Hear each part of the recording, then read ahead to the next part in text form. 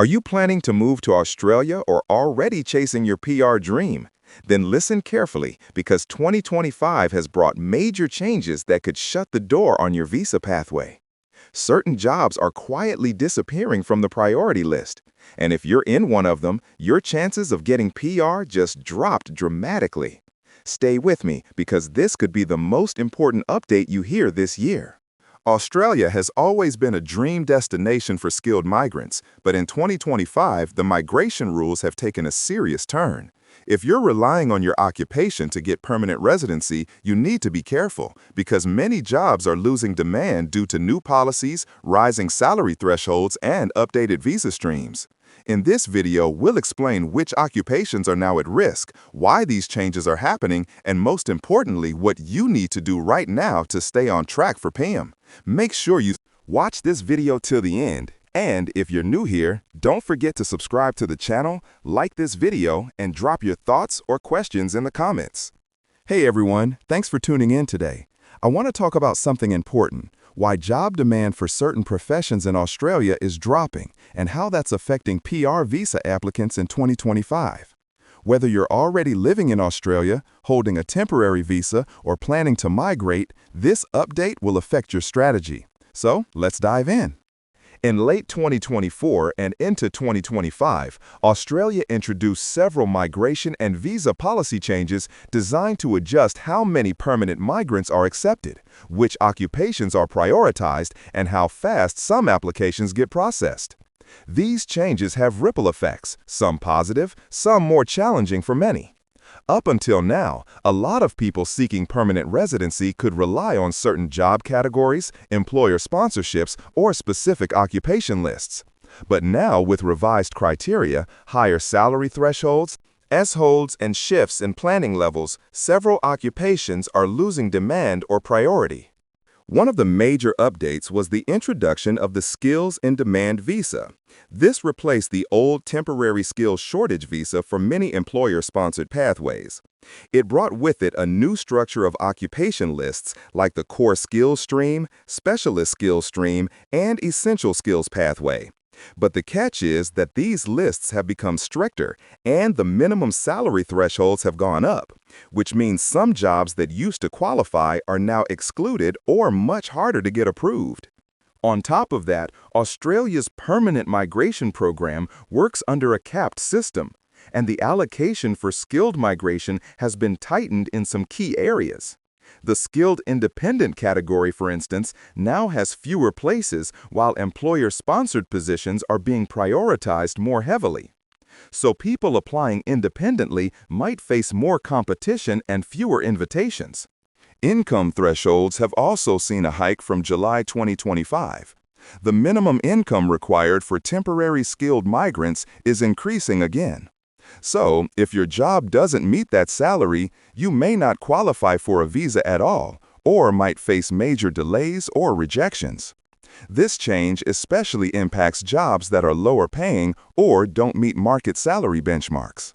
Now let's talk about which kinds of jobs are being hit hardest. These roles aren't necessarily banned, but they are becoming less favorable in terms of migration policy and PR eligibility. For example, jobs that have lower pay or are considered semi-skilled used to be more easily sponsored by employers under previous systems. But now many of these won't meet the new income thresholds and therefore can't qualify. Also, if your occupation is not listed on the current core skills occupation list or has been deprioritized, your options will shrink significantly. In some cases, the occupation might still exist in the workforce but won't be valid for visa purposes under the current policy. Many popular but oversupplied professions are being pushed out due to high competition or low salary levels. Some tech and IT roles are now in a gray zone, while highly specialized roles still see demand. More generic or lower-level tech jobs are starting to face more scrutiny, especially if they don't meet the specialist skills salary benchmark. And remember, demand can vary by location too. What's in demand in regional Australia may not be the same in major cities and vice versa. Another thing to note is the growing emphasis on regional migration. Australia is encouraging skilled migrants to settle in less populated areas and offers state nomination and other benefits to those who choose regional jobs. But not all occupations are eligible, and regional employers still need to meet sponsorship criteria, including the increased salary thresholds. So why is all of this happening? The government has several motivations. First, there's the labor market balance. Australia needs to ensure its immigration program supports its economy without creating negative pressure on housing, wages, or public infrastructure. So the focus is now on higher paid, more skilled roles that can contribute more directly to the economy.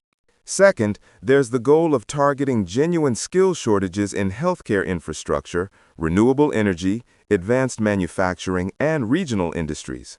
These are sectors where Australia sees long-term demand and wants to bring in skilled migrants to fill those gaps. Third, there's pressure from rising cost of living, inflation, and housing shortages. Reducing intake in certain categories helps the government control population growth in key urban areas and manage public services more effectively. Then there are changes to migration planning levels each year. The Australian government sets target numbers for different visa categories. This year and next, we're seeing a shift with more attention given to employer-sponsored and regional visas and less to independent applications.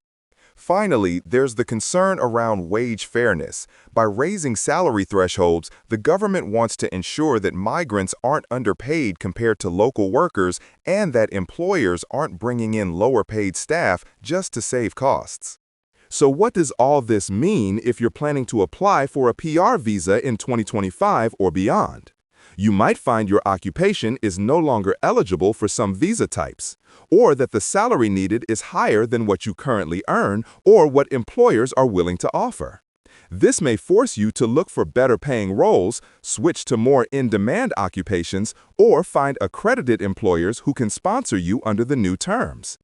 Processing times could also increase, especially in lower priority occupations. There will likely be more competition for fewer spots, and this increases the chance of rejection if you don't meet the criteria exactly. This is why many applicants are now being advised to be more strategic in their approach. If you're already on a temporary visa or a pathway like the employer-sponsored visa, subclass 482, or the new skills in demand visa, you might need to meet updated thresholds or follow new nomination and experience requirements to transition to PR. On the flip side, some people and occupations are likely to benefit from these changes. Health professionals, for example, doctors, nurses, aged care workers, and allied health staff are still in high demand and remain at the top of occupation lists. Engineering roles, especially those tied to infrastructure, renewable energy, and construction, are also doing well. People working in these fields can often meet the higher salary requirements and may find state nomination options more easily. If your job is on the current core skills occupation list, and especially if it falls under the specialist skills stream, you'll likely still have a good chance, especially if you meet the income criteria and have work experience in Australia. Those willing to move to regional areas may also benefit many states and territories, offer extra points priority processing, and better visa options for regional work. This helps reduce the pressure on cities and supports local economies. If you're planning or hoping to apply for PR soon, here are a few steps you can take to stay ahead. Check whether your occupation is still on the current approved list and confirm whether your job meets the latest income threshold. If not, consider switching jobs, employers, or even retraining into a more eligible role. Look into regional migration opportunities, as these tend to be more flexible and sometimes require lower points. Also consider further education or certifications that align with priority occupations in health science, trades, and tech specializations. Keep your documents up to date and make sure your qualifications are recognized in Australia. This is especially important in regulated professions like engineering, nursing, teaching, and accounting. Having the right accreditation can make or break an application. If your current pathway seems uncertain, now is the time to plan a backup. Maybe change to a related occupation that still has demand, or look for state nomination options that offer alternative streams. Some migrants even explore short-term sacrifices, like moving to a regional area to secure long-term residency. Having an employer who supports your visa application is more valuable than ever. Employers must now show they're paying market rates and offering full-time ongoing work in many streams. So make sure your employer understands what's required and is willing to go through the sponsorship process. Finally, stay informed. The immigration landscape in Australia is changing fast. What was true even 6 months ago might no longer apply today. Check the official Home Affairs website, speak to migration agents, and monitor trusted news updates regularly. In the months ahead, it's likely we'll see more occupations lose demand and more rules tighten for lower paid and less critical roles. Salary thresholds may rise again, and Australia will continue to fine-tune its permanent migration strategy to focus on long-term skill shortages and economic benefits. That means, while the path to PR is still open for many, it's no longer as easy or broad as it used to be. Being proactive, strategic, and informed is the best way to keep your plans on track. Australia's PR system in 2025 is changing fast, and for many applicants, the road ahead is getting tougher. But if you plan smart, choose the right occupation, meet the salary requirements, and stay open to regional or employer-sponsored pathways, you can still achieve your goal of permanent residency. If this video helped you in any way, please make sure to subscribe to the channel, hit the like button, and comment below with your occupation and whether you think these changes will affect your PR plans. Your support helps us bring more valuable content just like this. Thanks for watching, and see you in the next update.